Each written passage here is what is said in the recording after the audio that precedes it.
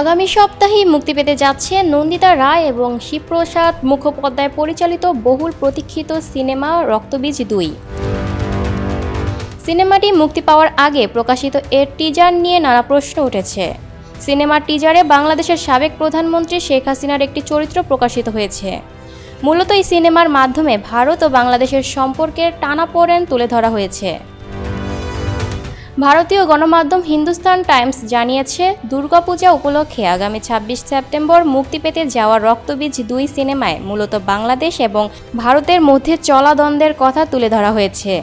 এতে সীমা বিশ্বাসকে শেখ হাসিনার চরিত্রে অভিনয় করতে দেখা যাবে। ভিক্টর ব্যানার্জিকে দেখা যাবে সাবেক রাষ্ট্রপতি প্রণব মুখার্জির চরিত্রে। অন্যদিকে এই সিনেমায় আরও রয়েছেন কাঞ্চন মল্লিক, মানসী সিনহা, অনুসুয়া মজুমদার এবং নুসরাত জাহান, যারা নিজ নিজ চরিত্রে সাবলীল। এদিকে টিজার মুক্তির পর থেকেই আলাদা প্রশংসা পাচ্ছেন অঙ্কুশ। রক্তবীজ 2 ছবির টিজার অঙ্কুশকে দেখে অন্যদের পাশাপাশি মুগ্ধ হয়েছেন দেব। বন্ধুর উদ্দেশ্যে সোশ্যাল মিডিয়ায় একটি পোস্টও দিয়েছেন। এতে তিনি বলেছেন, টিজারটা দেখে খুব ভালো লাগলো ভাই, আমার অনেক অনেক শুভেচ্ছা গোটা টিমের জন্য। Lucky Akter, people voice television, Dhaka.